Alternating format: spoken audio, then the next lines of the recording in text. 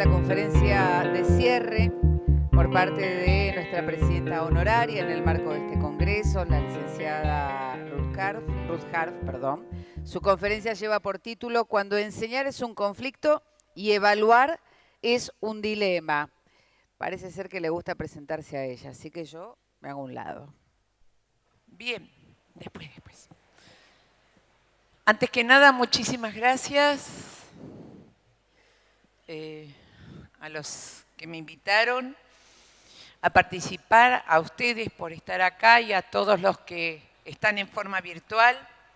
Sí, de verdad, muchas veces prefiero presentarme sola porque hay veces que uno pone el tema en algunos aspectos más que en otros, pero esencialmente cuando cuento quién soy, pongo el acento en el que para mí es el título más importante y a veces lo digo con un poco de acento. Yo soy maestra normal nacional.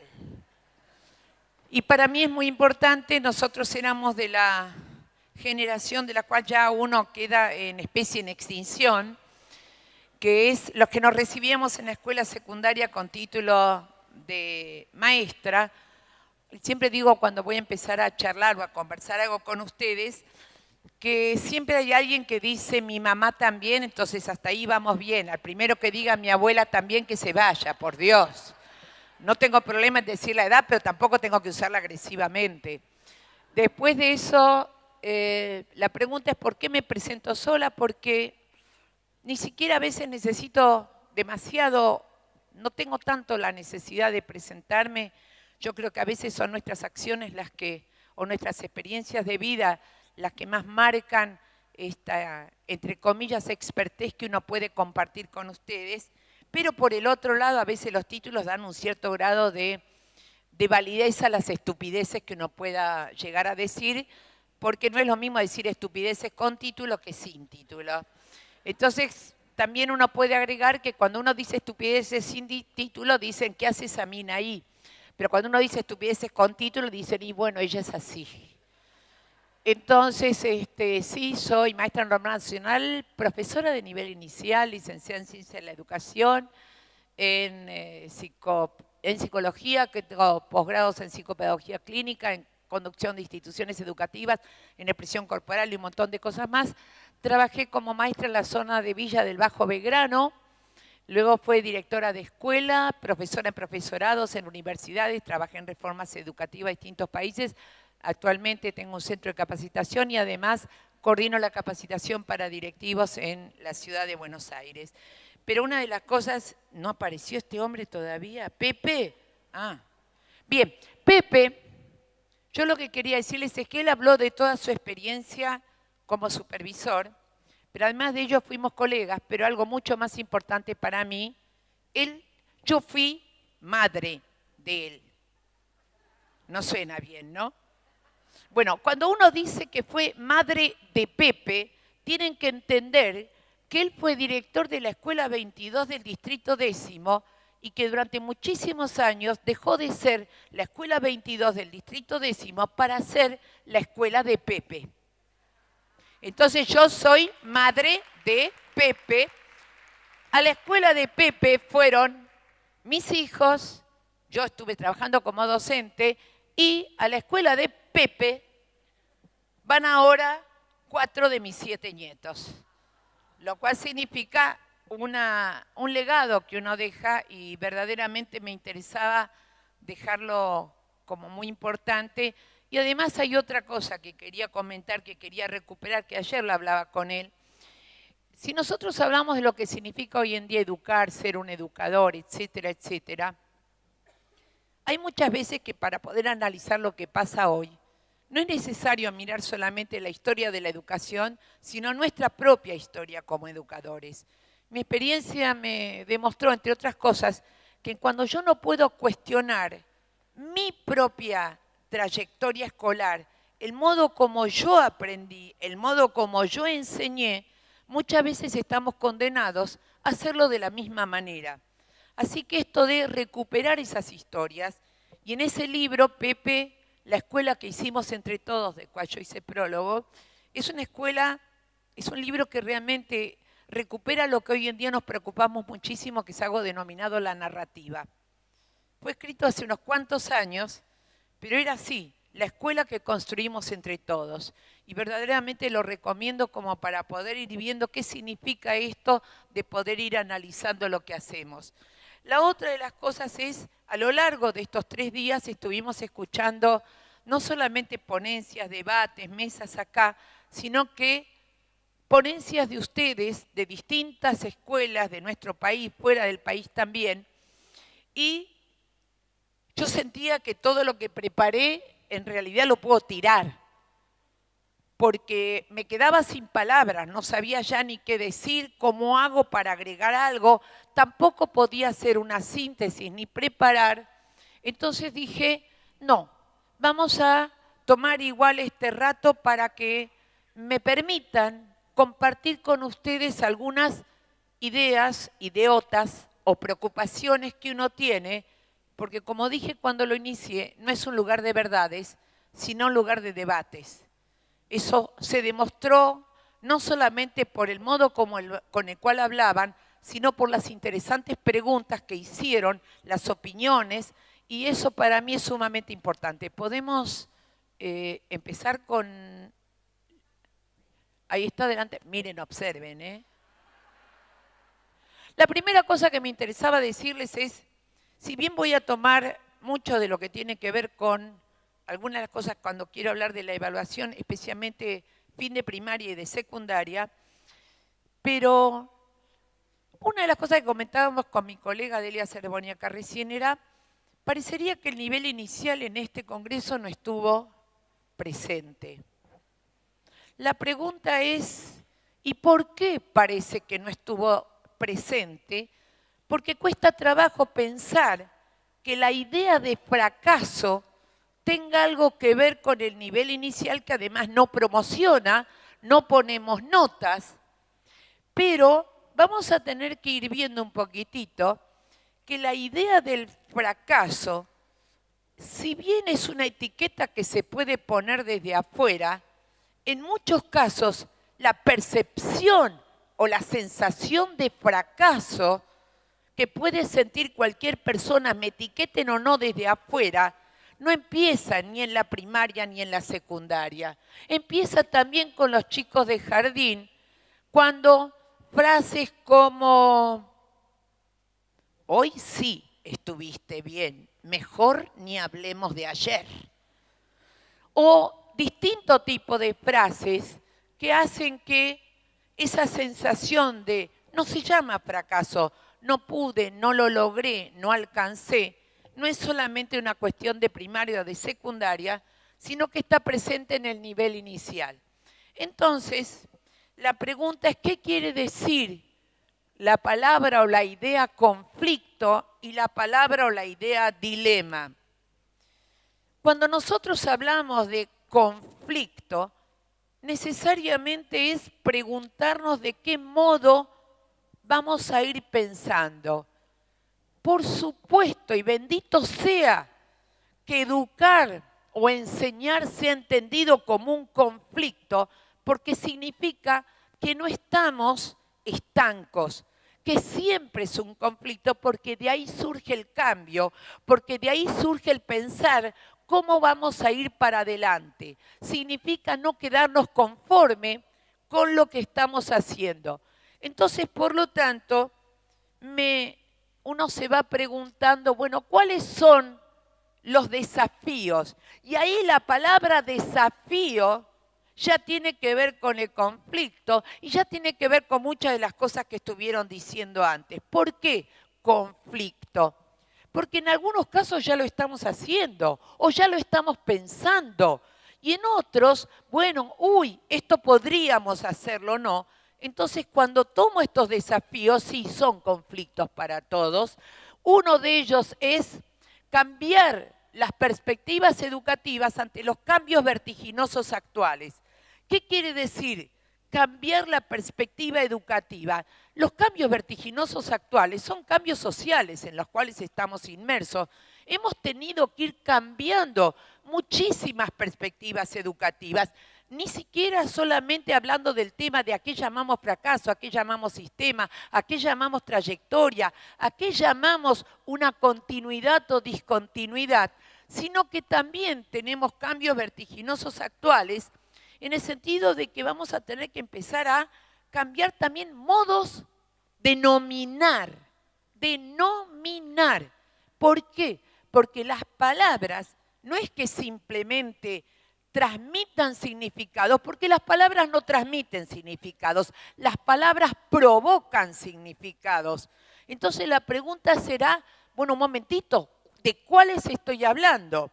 Les voy a dar simplemente 3 ejemplos. Levanten la mano todos los que tienen familia. Bajen. De todos los que tienen familia, levanten la mano los que tienen familia ampliada. Son unos cuantos.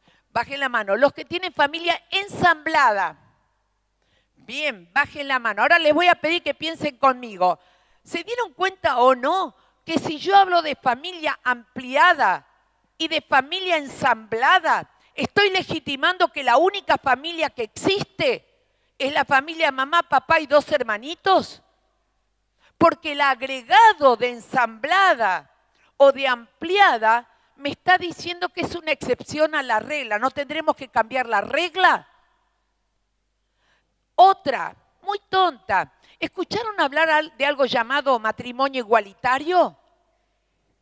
¿No se dieron cuenta que si yo hablo de matrimonio igualitario digo que la excepción a la norma, que es el otro matrimonio? Y después seguimos hablando, y esto lo tenemos escrito. Aulas heterogéneas, me tienen podrida. Porque si yo digo aulas heterogéneas, estoy aceptando que es una diferencia al aula normal, que es el homogénea. ¿Cuándo alguna vez hubo aulas homogéneas? No va siendo hora de que nos vayamos dando cuenta, hablemos de matrimonio, familia, aulas, sin un agregado, cambiemos entonces las concepciones con las cuales estamos trabajando. Yo sé que puede sonar a tonto, pero nosotros somos a veces los responsables de ir cambiando estas ideas desde lo cultural. La otra, y estuvo dando vueltas, tender a una educación innovadora y regeneradora. En este momento, mejora, me gusta más. Pero lo que me interesaba era oponer, como si uno pensase, bueno, innovadora, miro para adelante. ¿Qué quiere decir una educación regeneradora? Una educación regeneradora es aquella que puede mirar también los modos de educar que se usaban hace un par de años y que en una de esas, cambiándoles el significado, al día de hoy pueden seguir teniendo valor. Que la mejora no es solamente todo lo que estuvimos haciendo hasta ahora, no servía, sino ver de qué modo. Y esto de regeneradora me hace recordar cuando estaba, no me acuerdo cuál de mis hijos, volviendo a Pepe, que no te voy a dejar en paz hoy. Volviendo a Pepe, hoy me encuentro con él, fue director de mis hijos hace 25, más o menos.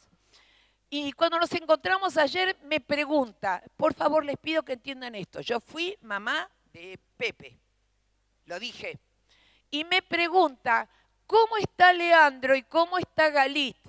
Díganme cuántos directores después de 25 años recuerdan los nombres de sus alumnos. No es en el aire, no es en el aire, estoy hablando de experiencias concretas, de verdad, lo hubiese grabado. Entonces, y lo que quería decirles es, tenían una maestra en primer grado, nuevita ella, que venía con todas las nuevas ideas. La cuestión es que, primer grado, los chicos no saben, mayo, junio más o menos, creo que ni la letra A, nada. Entonces, en ese momento, Pepe se acerca a María Julia, que era la maestra de primer grado, que estaba antes, que la pasaron a tercer grado, y le dice, María Julia, por favor, vení, porque estos chicos no están aprendiendo. Y María Julia dijo con justa razón, lo que pasa es que está esta chica que viene con nuevas ideas. Y más o menos Pepe dijo, este grupo necesita las viejas ideas. En el término de 10 días, los chicos habían aprendido a leer y escribir. O sea, cuando hablo de regeneradora, no es que me siento en un pasado. Digo que hay cosas que necesitan quizás reactualizarse y repensarse al día de hoy. Estos también son nuestros desafíos. No son reglas. No existen reglas en esto, sino ideas para seguir manejando. La otra, insisto en esto, desafío educativo. ¿Por qué sigue siendo un desafío educativo? Porque hay mucho para trabajar. Y habitualmente, si se fijan, uno dice respetar la diversidad. Bueno, me tienen podrida. Y como digo con mi habitualidad, dejen de respetar la diversidad. No la respeten más. Hagan algo con ella. Entonces, porque esto de respetar a veces tiene un sonido como te dejo vivir. No quiero que nadie me deje vivir, quiero que se haga algo con eso. ¿Se entiende por qué cuando digo que es un conflicto, cuando hablo de desafíos?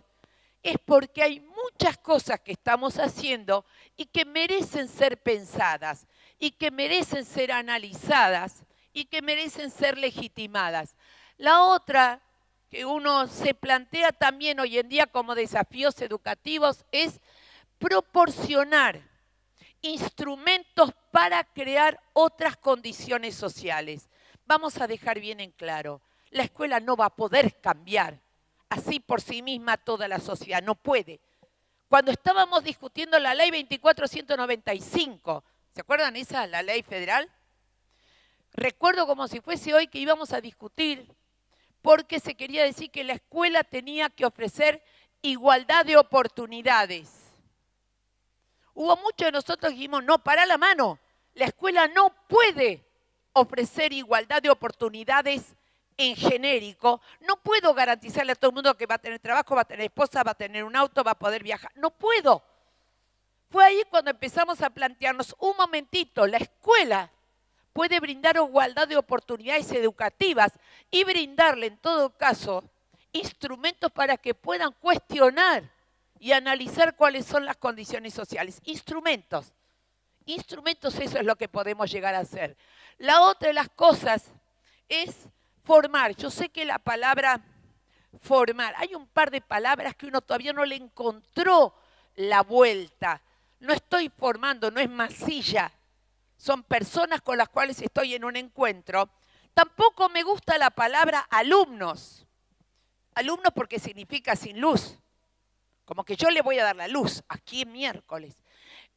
Pero fundamentalmente me quedé con estudiantes. Pero para un nene de 1 año y medio a veces me es medio difícil decir, quiero decirle estudiantito. Tampoco queda, después dije aprendices, tampoco me gusta. Aprendientes, que me suena descendientes, pero es como que uno no va encontrando, pero las palabras son muy importantes, pues están plenas de significados, y el modo como las usamos y el modo como son escuchados son aquellas cosas que realmente nos importan. Entonces, formar, entre comillas, ciudadanos que estén preparados o que tengan elementos como para poder dar respuesta a ¿qué? Dobles, a una vida comprometida con la mejora de la sociedad y de ellos mismos. No solamente estoy al servicio de una sociedad, que lo creo firmemente, sino también lo mejor para cada uno, que son los ejemplos que estuvieron escuchando. Estos siguen siendo desafíos. ¿Por qué? Porque nuestra sociedad cambia. Y al cambiar la sociedad también nos preguntamos, bueno, ¿cómo podemos ayudarles a ser una parte comprometida de ellas? Partes son desde el momento que nacen, cosas que tenemos que ir tirando. Y entonces la pregunta, o los debates, o las discusiones, o ponerle un puntito sobre la I porque sentís que no lo tiene, la frase está completa, un puntito. A veces ese puntito es lo que cambia nuestras ideas. Entonces dice uno, siglo XX cambalache, y el XXI, ¿qué miércoles es? Encima cuando uno habla del siglo XXI, parece el futuro. Perdón, hace 18 años que estamos en el siglo XXI. Así que uno se puede preguntar, a mí me interesó diferenciar entre información y conocimiento. Y la pregunta es, ¿por qué puede llegar a ser hoy interesantes? Antes quizás no, porque la escuela era simultáneamente el lugar donde se brindaba información y se apuntaba a la construcción de conocimiento. Hoy nos encontramos con una realidad en la cual la escuela no es el único lugar donde se obtiene información. Estamos en medio de toda una situación en la cual la información se obtiene mientras que estoy hablando, pueden buscar en Google a ver qué es lo que digo. O sea, la información la tengo en un montón de lugares. Y el conocimiento es aquel que el individuo construye a partir de la información.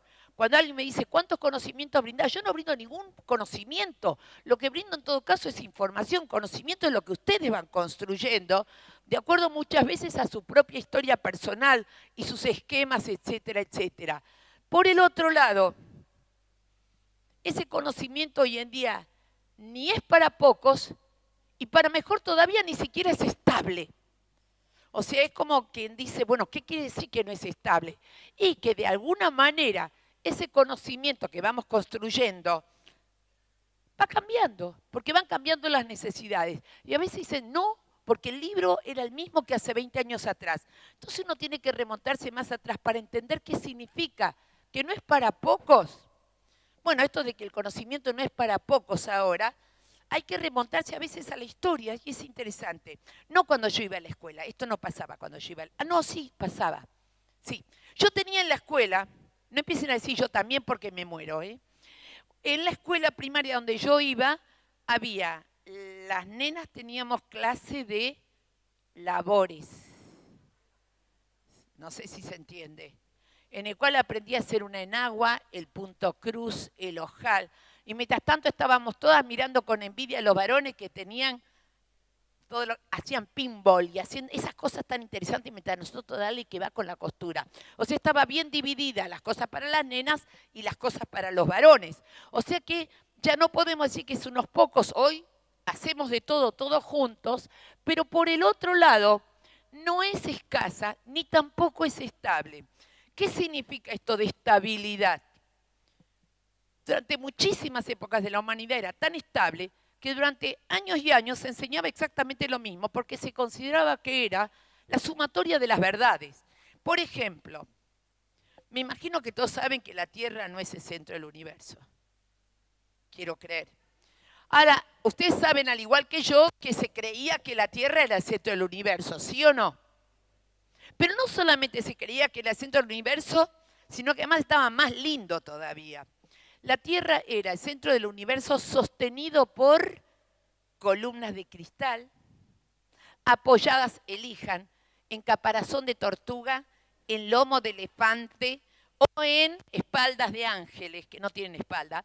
Pero fundamentalmente la pregunta, ¿a quién se le ocurrió semejante cosa? A don Aristóteles. La pregunta es, ¿durante cuánto tiempo se creyó eso?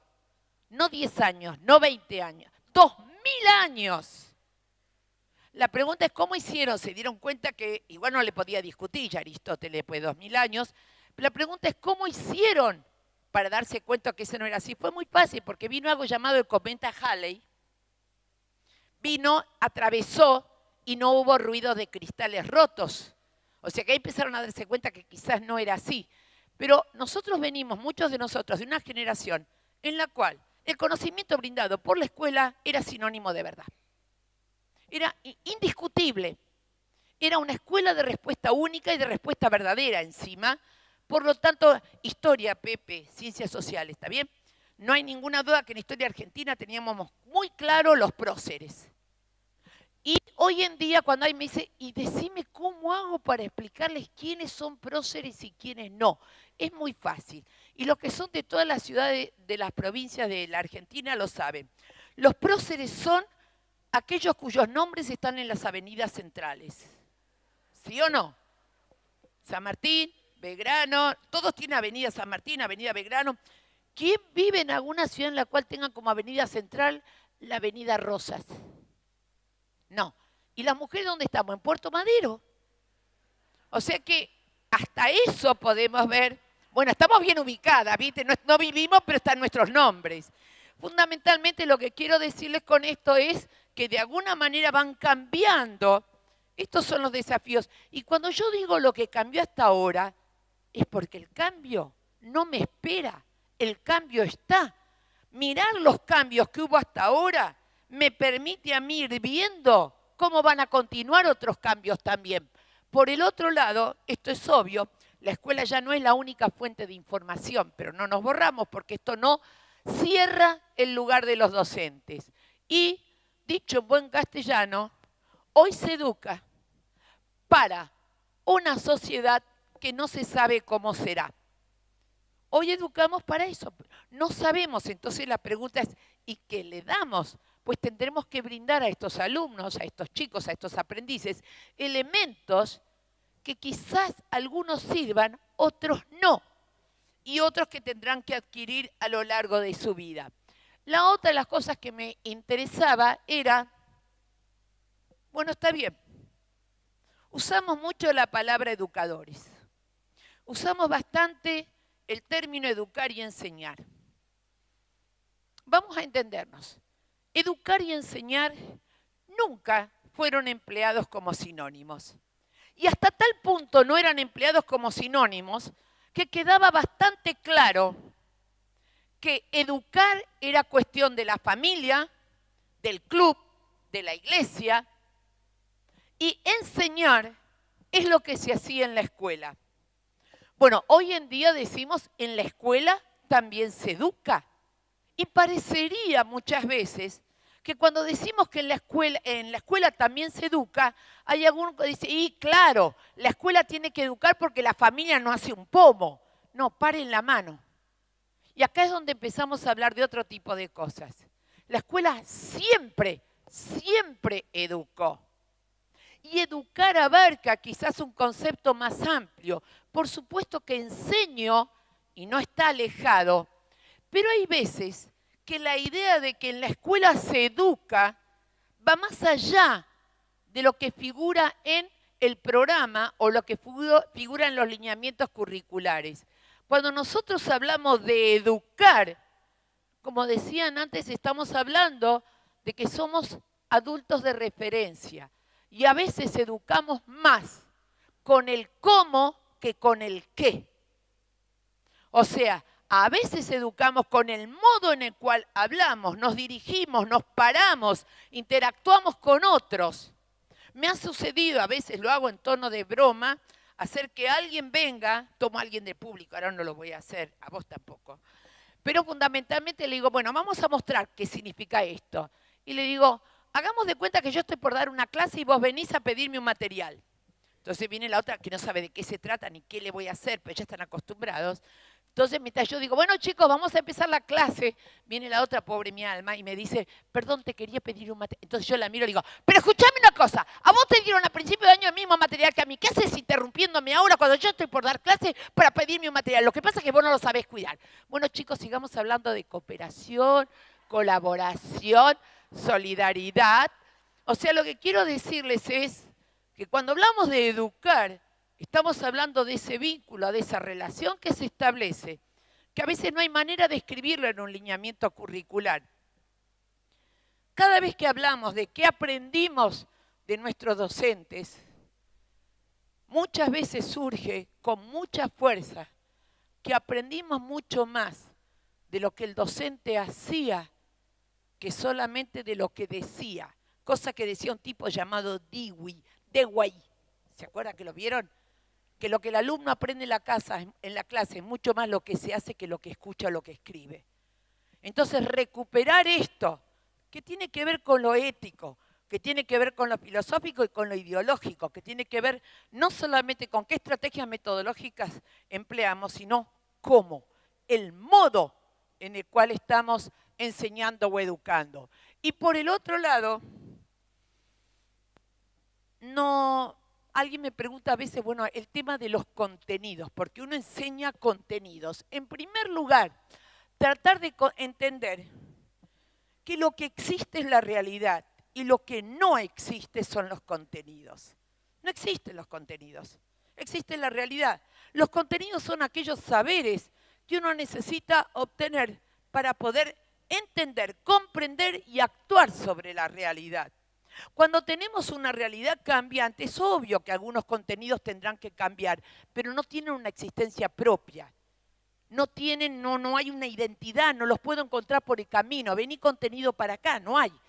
Son saberes, lo que existe es la realidad con la cual interactúo. Realidad física, social, natural, la que ustedes quieran. Y de eso uno se puede preguntar, bueno, está bien, en la escuela se transmiten contenidos. ¿Está bien? Correcto. Pero además de eso, lo que la escuela propicia es lo que podríamos llamar el contacto con la cultura. Ahora, ¿qué quiere decir contacto con la cultura? Que también es otro desafío. Ver qué entendemos por cultura. Cultura no es simplemente ser culto, sino que cultura es modos de habitar.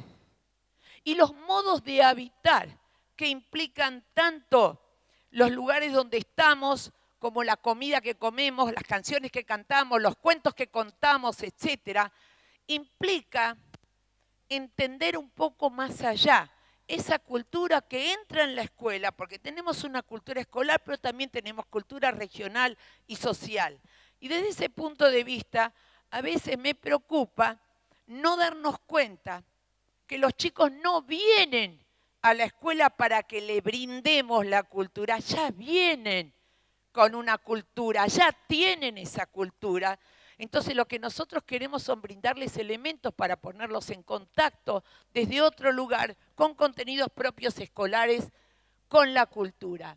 La otra de las cosas que también me interesa es mirándonos a nosotros los docentes, nosotros los colegas. Bueno, está bien, me formé como docente. Soy docente, me formé en el Normal 10, en el profesorado Eccleston, después fui profesora en la universidad. Y la pregunta es, bueno, ¿qué es enseñar? Pero no mirando al alumno, que ahí decimos que es aprender. Fíjense ustedes que nos costó años entender que no existe el proceso de enseñanza-aprendizaje. ¿No sabían eso? Todavía seguimos enseñando a veces. No existe algo llamado el proceso de enseñanza-aprendizaje. ¿O acaso alguien puede estar enseño aprendiendo? Es imposible. ¿Por qué es importante a veces tenerlos como entidades que no son idénticas? Es porque, a ver, perdónenme, pregunta. Los veo. Levanten la mano todos los que aprendieron los logaritmos. Observad, dense vuelta y miren a su alrededor. ¿Cuántas manos ven levantadas? Bien, ahora voy a preguntar de otro modo. Levanten la mano aquellos a los cuales les enseñaron los logaritmos. Observando. Bien, ya está. Argumento claro. Fundamentalmente lo que quiero decir es, no siempre que algo me enseñaron lo aprendí. Tiene un nombre académico. Cuando a vos te enseñan algo y vos no lo aprendiste, se llama enseñanza al divino botón. Cosa que muchas veces puede llegar a producir sensaciones de... Por el otro lado, entonces, ¿qué me preocupa hoy de nosotros los educadores? Y como ven, hablaron 3 días de fracaso. Yo necesito que podamos vernos a nosotros mismos, recuperar nuestra propia historia y ver dónde estamos parados. Con esto no garantizo la desaparición total de, entre comillas, ese fracaso, etcétera, con el cual acuerdo y empecé con eso diciendo no me la creo. Pero la pregunta al enseñar no es solo decir lo que uno sabe. Y acá vamos en algo que muchas veces nosotros los educadores ya estamos haciendo, pero que no sentimos que eso sea enseñar. Y decimos, no, eso es como soy, eso es lo que hago. Y todavía queda esta división entre cuando enseño y cuando hago lo que hago, y no me doy cuenta que ese hago lo que hago también es enseñar. Y muchas veces es la mejor manera de ayudar al otro a que pueda todo lo que puede. Entonces, Entonces me encuentro con que, 1, generar condiciones para que el otro aprenda. Lo escucharon en estos 3 días. Generar condiciones para que el otro aprenda. Y está puesto el verbo aprenda. No dice aprenda cuándo, ni aprenda cuánto, ni aprenda cómo. Dice que aprenda.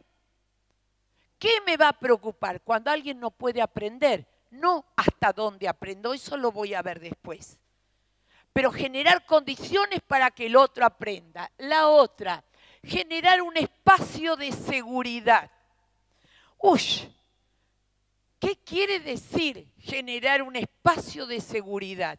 En buen castellano, generar un espacio de seguridad es un espacio en el cual el otro no tenga miedo a responder lo que se le ocurre porque no va a ser etiquetado ni rotulado. Me siento seguro. Ahora la pregunta es ¿por qué pongo el acento? Insisto en esto. Insisto en que tenemos que romper con algunas cosas que al haber sido nosotros protagonistas como alumnos y no cuestionarlos, tendemos a repetirlos. Pregunta, esta no va para vos, Pepe. ¿Está bien? Levanten la mano todos los que saben cuáles fueron los miembros de la primera junta. Todos. Todos los miembros de la primera junta. Ya está. Listo. Con esa pregunta estoy separando los que saben de los que no saben, los que pueden de los que no pueden. Yo cambio la pregunta. ¿En la primera junta había mujeres? ¿Por qué no?